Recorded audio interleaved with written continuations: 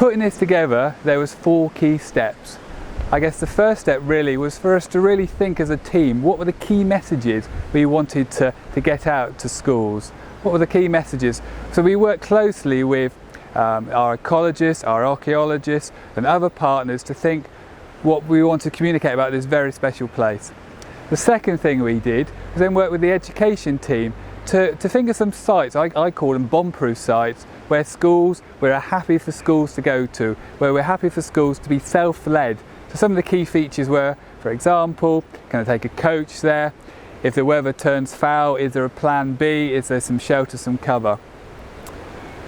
Step 3, the third thing then, was then really to work with the curriculum advisors to think, how can we take the Exmoor message and make it contemporary and relevant to the curriculum?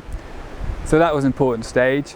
And then really the fourth bit was to work with our specialists, people did filming, to our people did the mapping, to make sure that we had all these different resources on the website. There were then perhaps 2 cross-cutting themes as well that were key to success of the project, I believe. First of all, it was our work with the teachers. Teachers were integral from the beginning. So everything we did, we worked with teachers. So from the beginning, the early inset days, we had training. They came out to us with groups, we went into schools. And they gave some really important information. So for example, they said, don't make it too flash. We don't want lots of PDFs, we'd rather use words that we can cherry pick and choose.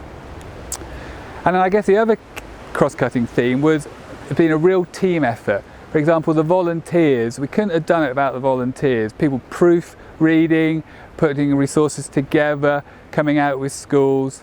And also the partners and other colleagues, for example, rangers, giving us PowerPoint presentations about red deer so we could put that online. So that's all been really aided the success of the project. The flyovers have been a real good asset of the Moorland Classroom, because teachers can actually physically see where they're going to go. They can physically see what the countryside's going to look like when they get there. So their first inquiry is very much, we've got an idea what we want to do, we've got an idea where we want to go. How can we get a coach there? Where are the toilets? How can we make the day work? And that's been a great asset. Also being able to fund the opportunity through being able to pay for the coach has been great. But the other aspect is developing sites like Alderman's Barrow. There's no way we'd have thought of doing that had it not been for Moorland Classroom, because it is a fantastic opportunity at Alderman's Barrow. It's difficult and it's different, but we have made that opportunity available. You don't necessarily have to go there, but being online, you can see what is there and you can see what you can do. The great success of the Moorland Classroom is undoubtedly its flexibility within the context of a changing national curriculum. That since 2011 the curriculum has changed and it's still of great value now as it was then. Flexibility wise, it provides teachers from a whole spectrum of complete package of work that they can pick up and run with in its entirety, or with other teachers who may be slightly more confident or experienced, they can pick and mix bits from the Moorland Classroom to suit their own programme of learning. The important thing is, in that context, there is always an overriding outcome linked to the national curriculum, which will fit with whatever particular approach they take to implementing it. Looking back, I think the teacher training events that were associated with the writing of the programme were hugely successful and contributed very much to raising confidence and for utilising the programme in and out of the classroom. And probably its most unique feature has been the way in which we have successfully integrated into each inquiry an aspect of learning outside the classroom which has been integral to it, so that it blends with what happens before in the classroom. It's extended outdoor in the Exmoor National Park environment, and then there is follow-up work to progress it. We've been involved with the Moorland Classroom project from the start. We got involved with Dave and his team about 5 years ago and started some CPD with our staff, and then we went on to pilot some of the locations for the projects. One of my favourite locations is Lynmouth. In the middle school we study the Lynmouth flood with Year 7, so we've used a lot of the Moorland Classroom resources on Lynmouth for this. I found the maps and a lot of the fieldwork activities really useful, and the children got a lot of benefit from trying out these activities and finding out about Lynmouth and the flood in 1952. With our Year 7s, we looked at the Haddon Hill project. We used a lot of resources in the classroom. We used a lot of the PowerPoints and the activities. And then we went out up to Haddon Hill and we saw where the swaling took place. And we walked around the area and used the maps, which were really useful to help us with our work. One thing I really like about the Moorland Classroom is the flexibility of it. It's really grown from what we originally saw. So we've been able to bring together heritage boxes, which schools have been able to take out. We've been able to bring in travel bursaries. And also we've developed a really strong link with some of the teacher training colleges, particularly the University of Plymouth. Again, all things that we hadn't really seen, but the Moorland Classroom being flex enough to bring all that on. And of course, flexibility on days like today. Here we are in June. It's been very wet. It's been quite chilly, but the resource has been adaptable enough.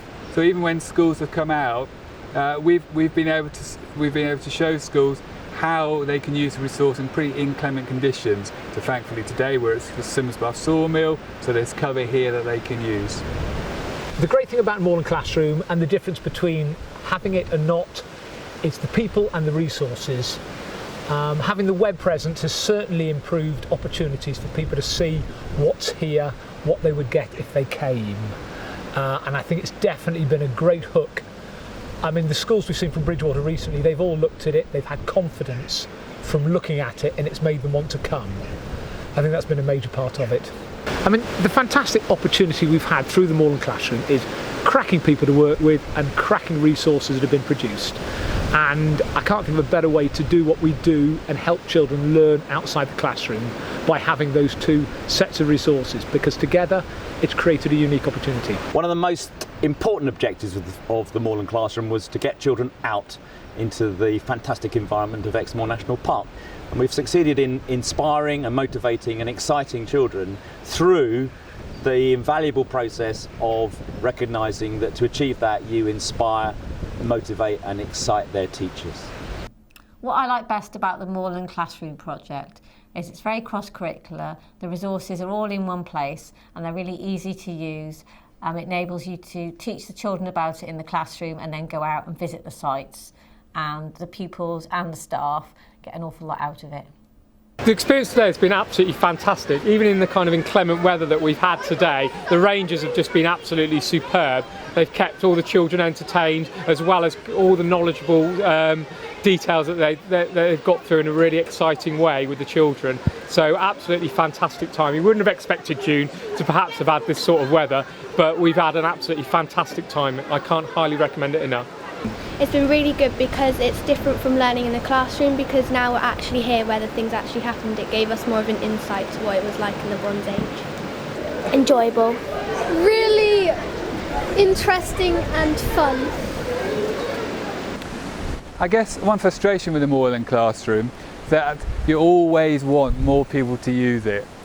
We've tried to use every trick in the book to put it in front of teachers. We've done teacher training, we've used informal networks, we've gone into schools, we've used publications, but you just can't put enough time and effort into getting it out there. And that, you can't underestimate that.